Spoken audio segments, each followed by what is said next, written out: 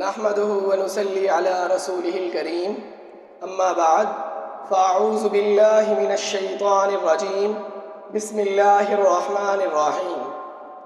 نہ پوچھو زمانے سے ہماری کیا کہانی ہے، نہ پوچھو زمانے سے ہماری کیا کہانی ہے، پہچان تو بس یہ ہے کہ ہم پاکستانی ہیں۔ جناب صدر، معزز اساتذہ کرام اور میرے ساتھیوں، السلام علیکم ورحمۃ اللہ۔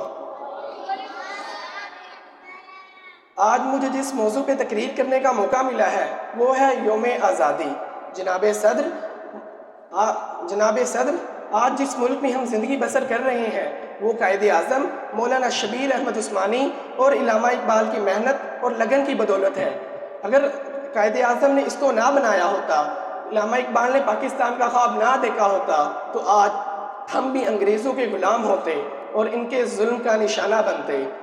یوں دی ہمیں آزادی کہ دنیا ہوئی حیران، یوں دی ہمیں آزادی کہ دنیا ہوئی حیران، اے قائد اعظم تیرا احسان ہے احسان۔ فرمان قائد اعظم ہے کہ پاکستان کو اپنے نوجوانوں پر فخر ہے، خاص طور پر جو قوم کے مستقبل کے معمار ہیں، انہیں نظم و ضبط، تعلیم و تربیت سے اپنے آپ کو آراستہ کرنا چاہیے۔ آخر میں آپ سب کو جشن آزادی مبارک ہو۔ دعا ہے کہ ہم قیامت تک اپنے پیارے وطن یوم آزادی یوں ہی جذبے اور ولولے کے ساتھ مناتے رہیں، آمین۔ ہم تو مٹ جائیں گے اے ارض وطن، ہم تو مٹ جائیں گے اے ارض وطن، تجھے زندہ رہنا ہے قیامت کے سحر ہونے تک۔ شکریہ۔